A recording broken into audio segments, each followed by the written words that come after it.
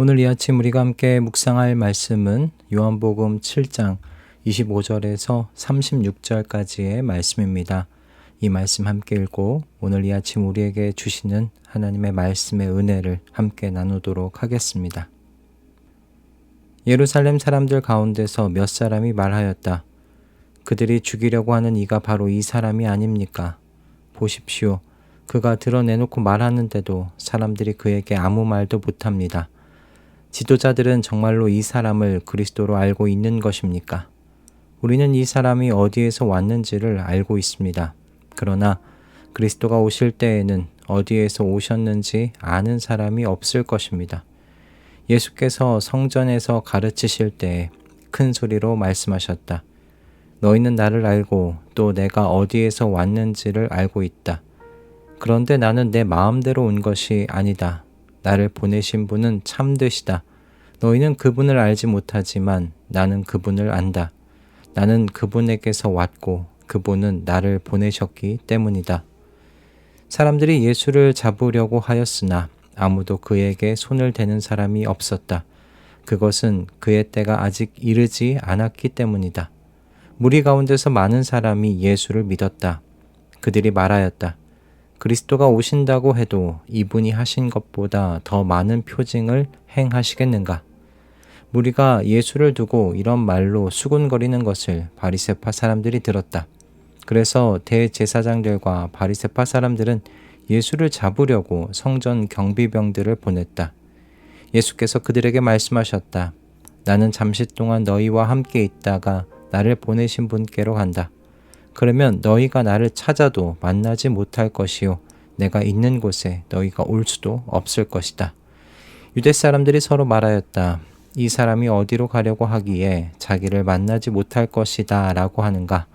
그리스 사람들 가운데 흩어져 사는 유대 사람들에게로 가서 그리스 사람들을 가르칠 셈인가? 또 너희가 나를 찾아도 만나지 못할 것이요 내가 있는 곳에 너희가 올 수도 없을 것이다 한 말은 무슨 뜻인가? 아멘. 요즘 우리나라를 둘러싼 경제 상황의 불확실성을 경험하셨는데요. 여러분들은 그런 경험들 가운데서 어떤 생각들을 하게 되셨는지 궁금합니다. 저는 사람의 마음을 그 불안과 염려 가운데 몰아넣는 것에 불확실성만한 것도 없다는 생각을 좀 깊이 하게 되는 계기가 되었습니다. 아무것도 결정나지 않는 이 불확실한 상황 속에서 한국 경제의 미래에 대한 걱정 가득한 뉴스들 많았죠. 그때 뉴스 내용에 따라서 시소를 타듯 오르락 내리락 하는 사람들의 감정의 변화를 볼 수가 있었는데요. 물론 저도 비슷했던 것 같습니다. 다만 그래도 목사라고 하나님 앞에 이 나라를 지켜주시고 이 나라 안에서 그리스도인들이 품위 있게 신앙을 지켜갈 수 있게 해달라고 기도는 했습니다. 아직도 불확실한 부분들이 많이 남아있지만 이 과정 속에서 조금은 이 불확실성이 거쳐져 가는 것 같아서 하나님께 참 감사해하고 있는 중입니다. 그러나 여러분, 이 불확실성이라는 것이 이 한 나라의 경제 환경에만 국한된 건 아니죠. 한 나라뿐만 아니라 우리 한 사람 한 사람의 삶을 둘러싼 환경 또한 이 불확실함으로 가득합니다. 나를 둘러싼 환경이 예측하기 힘든 불확실함으로 점점 채워져 가게 되면 대부분의 사람들은 불안과 염려라는 사슬에 매여서 살 수밖에 없는 것 같아요. 그러나 각 사람들에게 있어서 그럼에도 가장 중요하게 생각하는 어떤 영역에 있어 한 가지라도 확신할 수 있는 게 남아 있다면 그것이 삶이 무너지지 않도록 기둥으로서 역할을 해주는 것 같다 싶습니다. 저는 성도에게 이와 같이 중요한 영역이 내 변화된 정체성에 대한 확신이라는 생각을 가지고 있습니다. 바울 사도는 고린도 교회의 성도들에게 그리스도 안에 있으면 누구든지 새로운 피조물이다 라고 말했죠. 이전 것은 지나갔고 그리스도 예수 안에서 새 것이 되었다고 말했습니다.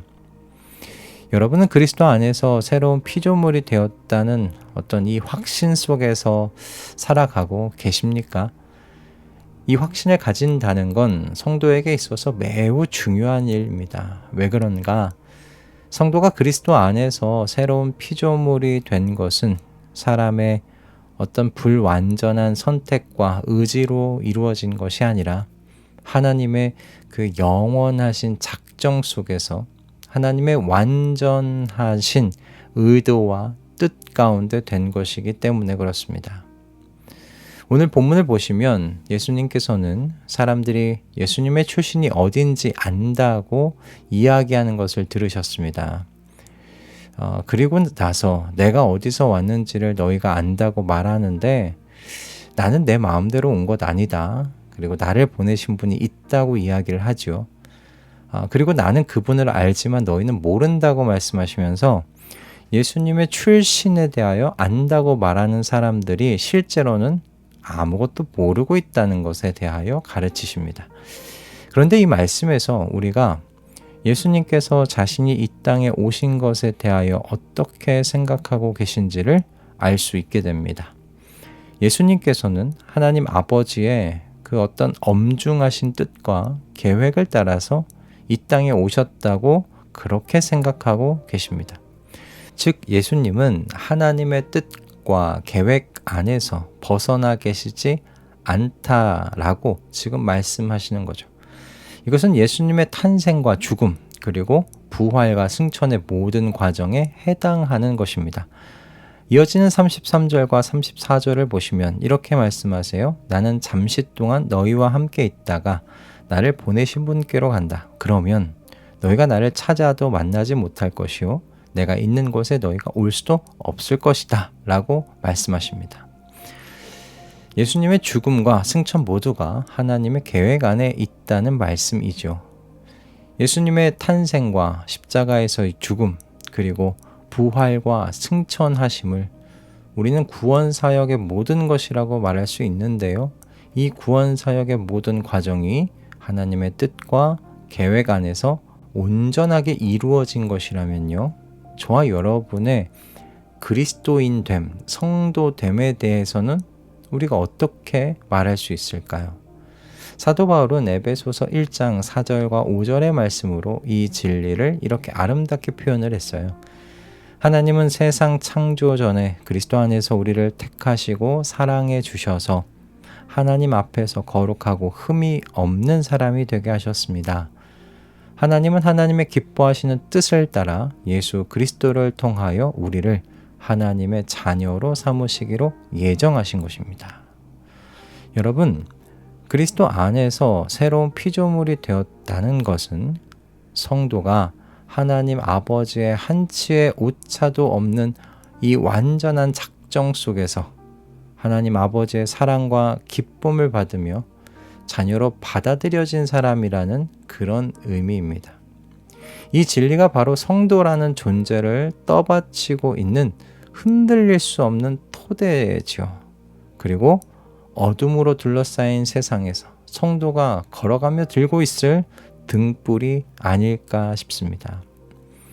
성도가 되었다고 해서 여러분 그 순간부터 모든 이 삶의 불확실함이 사라지는 건 아닙니다. 불확실함 속에서 살아가는 건 그리스도인이 되기 전이나 후나 똑같습니다. 하지만 자신이 하나님 아버지의 사랑과 기쁨 속에서 그분의 완전한 뜻과 계획 안에서 자녀로 받아들여진 사람이라는 이 확신은요, 불확실함이라는 풍랑이 일어나는 인생의 바다 위를 고요하게 그리고 품위 있게 걸어가는 사람이 되게 만듭니다. 예수님의 성육신과 십자가의 죽으심 그리고 부활과 승천이 모두 하나님 아버지의 완전하신 뜻과 계획 안에서 이루어진 일이라면 그리스도 안에서 우리에게 주신 모든 약속이 또한 그리스도 안에서 아멘이 된다는 것을 우리가 확신할 수 있지 않겠습니까? 우리는 모두 하나님 아버지께서 예수 그리스도 안에서 우리를 살리시고 하늘에 함께 앉게 하시는 것을 분명히 보게 될 것입니다. 이 모든 것이 하나님 아버지의 완전하신 뜻과 계획 안에 있는 일이기 때문입니다.